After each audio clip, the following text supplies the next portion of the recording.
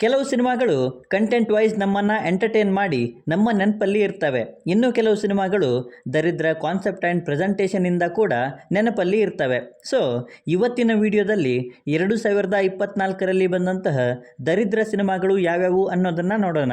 ಅದಕ್ಕೂ ಮುಂಚೆ ಚಾನಲ್ಗೆ ಹೊಸಬರಾಗಿದ್ದರೆ ಚಾನಲನ್ನು ಸಬ್ಸ್ಕ್ರೈಬ್ ಮಾಡಿಕೊಂಡು ವಿಡಿಯೋ ಇಷ್ಟ ಆದರೆ ಒಂದು ಲೈಕ್ ಕೊಟ್ಟು ವಿಡಿಯೋನ ಕಂಪ್ಲೀಟಾಗಿ ನೋಡಿ. ಲಾಲ್ ಸಲಾಂ ಐಶ್ವರ್ಯ ರಜನಿಕಾಂತ್ ಅವರು ಈ ಸಿನಿಮಾನ ಡೈರೆಕ್ಟ್ ಮಾಡಿದರು. ರಜನಿಕಾಂತ್, ವಿಷ್ಣು ವಿಶಾಲ್, ವಿಕ್ರಾಂತ್ ಮತ್ತು ಕಪಿಲ್ ದೇವ್ ಅವರು ಸಹ ಈ ಸಿನಿಮಾದಲ್ಲಿ ಕಾಣಿಸಿಕೊಂಡಿದ್ದರು. ಆ್ಯಂಡ್ ಇದರಿಂದನೇ ರಿಲೀಸ್ಗೂ ಮುಂಚೆ ಈ ಸಿನಿಮಾ ಹೈಪ್ ಕ್ರಿಯೇಟ್ ಮಾಡಿತ್ತಾದರೂ ಅದೆಲ್ಲ ರಿಲೀಸ್ನ ನಂತರ ಉಲ್ಟಾ ಆಗಿ ಬಾಕ್ಸ್ ಆಫೀಸಲ್ಲಿ ಡಿಸಾಸ್ಟರ್ ಆಗೋಯಿತು. 60 ಕೋಟಿ ಬಜೆಟಲ್ಲಿ ರೆಡಿಯಾದಂತಹ ಈ ಸಿನಿಮಾ ಬಾಕ್ಸ್ ಆಫೀಸಲ್ಲಿ ಕೇವಲ 32.8 ಕೋಟಿ ಕಲೆಕ್ಟ್ ಮಾಡಿತ್ತು. ಸ್ಟೋರಿ ಆ್ಯಂಡ್ ಪ್ರೆಸೆಂಟೇಷನ್ ಸರಿ ಇಲ್ಲದೆ ಈ ಸಿನಿಮಾ ದರಿದ್ರವಾಗಿತ್ತು ಅಂತಲೇ ಹೇಳ್ಬೋದು. ಡಬಲ್ ಇಸ್ಮಾರ್ಟ್ ಪೂರಿ ಜಗನ್ನಾಥ್ ಅವರು ಲಿಟ್ರಲಿ ಇತ್ತೀಚೆಗೆ ಸಾಕಷ್ಟು ಡಿಸಪಾಯಿಂಟ್ ಮಾಡಿದರು. ಆ್ಯಂಡ್ ಈ ಸಿನಿಮಾದಿಂದ ಅವರ ಮೇಲಿನ ಹೋಪ್ನ ಕೂಡ ಕಳ್ಕೊಂಡ್ರು ಅಂತಲೇ ಹೇಳ್ತೀನಿ.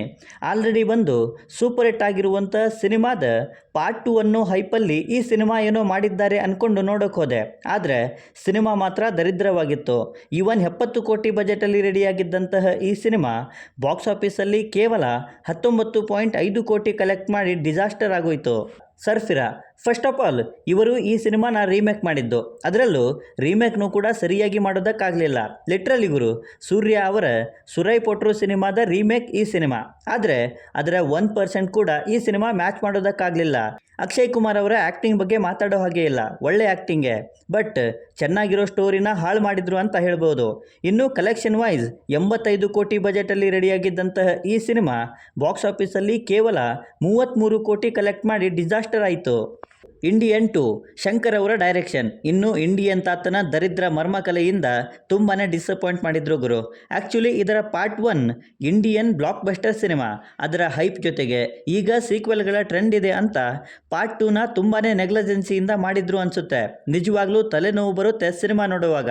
ಅದರಿಂದನೇ ಕಲೆಕ್ಷನಲ್ಲಿ ಬಾಕ್ಸ್ ಆಫೀಸಲ್ಲಿ 250 ಕೋಟಿ ಬಜೆಟಲ್ಲಿ ರೆಡಿಯಾಗಿದ್ದಂತಹ ಈ ಸಿನಿಮಾ ಕೇವಲ 150 ಕೋಟಿ ಕಲೆಕ್ಟ್ ಮಾಡಿತ್ತಷ್ಟೇ. ಮಾರ್ಟಿನ್ ಇದ್ರ ಬಗ್ಗೆ ನಾನೇನು ಜಾಸ್ತಿ ಹೇಳಬೇಕಾಗಿಲ್ಲ. ಟ್ರೇಲರ್ ಆ್ಯಂಡ್ ಟೀಸರಿಂದ ಇಂಟರ್ನ್ಯಾಷನಲ್ ಮಟ್ಟದಲ್ಲಿ ಹೈಪ್ ಕ್ರಿಯೇಟ್ ಮಾಡಿತ್ತು ಈ ಸಿನಿಮಾ. ಬಟ್ ಅದೆಲ್ಲ ರಿಲೀಸ್ನ ಮೊದಲ ಶೋಗೆ ಸೀಮಿತ ಆಗೋಯಿತು. ಆ್ಯಂಡ್ ಕನ್ನಡ ಇಂಡಸ್ಟ್ರಿಯನ್ನು ಇಂಟರ್ನ್ಯಾಷನಲ್ ಮಟ್ಟದಲ್ಲಿ ಬೀದಿಗರೆದಂಥ ಸಿನಿಮಾ ಅಂದರೆ ಅದು ಮಾರ್ಟಿನ್ ಅಂತಲೇ ಹೇಳ್ತೀನಿ. AP ಅರ್ಜುನ್ ಅವರ ದರಿದ್ರ ಡೈರೆಕ್ಷನ್, ಧ್ರುವ ಸರ್ಜಾ ಅವರ ನೋಡೋಕ್ಕಾಗದೇ ಇರುವಂತಹ ಆ್ಯಕ್ಟಿಂಗ್ ತಲೆನೋವು ತರಿಸೋದಂತೂ ಪಕ್ಕ. ಇನ್ನು ಕಲೆಕ್ಷನಲ್ಲಿ 100 ಕೋಟಿ ಬಜೆಟಲ್ಲಿ ರೆಡಿಯಾಗಿದ್ದಂತಹ ಈ ಸಿನಿಮಾ ಬಾಕ್ಸ್ ಆಫೀಸಲ್ಲಿ ಕಲೆಕ್ಟ್ ಮಾಡಿದ್ದು ಕೇವಲ 27 ಕೋಟಿ ಅಷ್ಟೇ. ಕಂಗುವಾ ಸೂರ್ಯ ಅವರ ಮೇಲೆ ತುಂಬಾ ಎಕ್ಸ್ಪೆಕ್ಟೇಷನ್ಸ್ ಹುಟ್ಟಾಕಿದ್ದ ಸಿನಿಮಾ. ಈವನ್ ಅವರು ಅದನ್ನು ಫುಲ್ಫಿಲ್ ಮಾಡೋದಕ್ಕೆ ಟ್ರೈ ಕೂಡ ಮಾಡಿದ್ರು. But concept and character execution literally ದರಿದ್ರವಾಗಿತ್ತು. ಆ್ಯಂಡ್ ಅದರಿಂದನೇ ಸಿನಿಮಾ ತುಂಬಾ ಡಿಸಪಾಯಿಂಟ್ ಮಾಡ್ತು. ಇನ್ನು ಕಲೆಕ್ಷನ್ ವಿಚಾರದಲ್ಲಿ 300 ಕೋಟಿ ಬಜೆಟಲ್ಲಿ ರೆಡಿಯಾಗಿದ್ದ ಈ ಸಿನಿಮಾ ಕಲೆಕ್ಟ್ ಮಾಡಿದ್ದು ಕೇವಲ 105 ಕೋಟಿ. ಮೇರಿ ಕ್ರಿಸ್ಮಸ್ ವಿಜಯ್ ಸೇತುಪತಿ ಮತ್ತು ಕತ್ರಿನಾ ಕೈಫ್ ಅವರು ಮುಖ್ಯ ಪಾತ್ರದಲ್ಲಿ ಕಾಣಿಸಿಕೊಂಡ ಲವ್ ಸ್ಟೋರಿ ಸಿನಿಮಾ ಇದು. ಈಗಿನ ಟ್ರೆಂಡ್ಗೆ ತಕ್ಕ ಹಾಗೆ ಸಿನಿಮಾ ಬಂದರೆ ಜನ ಅದನ್ನು ಅಕ್ಸೆಪ್ಟ್ ಮಾಡ್ಕೋತಾರೆ. ಬಟ್ ಇಲ್ಲಿ ಎಲ್ಲ ಉಲ್ಟಾ ಆಗಿತ್ತು. ಸ್ಟೋರಿ ಆ್ಯಂಡ್ ಪ್ರೆಸೆಂಟೇಷನ್ ತುಂಬಾ ಬೋರಿಂಗ್ ಆಗಿದ್ದರಿಂದ ಈ ಸಿನಿಮಾ ಡಿಸಾಸ್ಟರ್ ಆಗೋಯಿತು.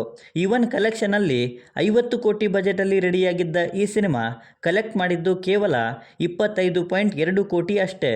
ಬಡೆ ಮಿಯಾ ಛೋಟೆ ಮಿಯಾ ಅಕ್ಷಯ್ ಕುಮಾರ್ ಮತ್ತು ಟೈಗರ್ ಶ್ರಾಫ್ ಅವರು ಕಾಣಿಸಿಕೊಂಡ full of action cinema. Only action, ಕಥೆನೇ ಇರಲಿಲ್ಲ. ಸ್ಟಾರ್ಸ್ ಇದ್ದೀವಿ, ಏನು ಮಾಡಿದರೂ ನಡೆಯುತ್ತೆ ಅನ್ನೋ ಊಹೆಯಲ್ಲಿ ಈ ಸಿನಿಮಾನ ಮಾಡಿದ್ರನ್ಸುತ್ತೆ.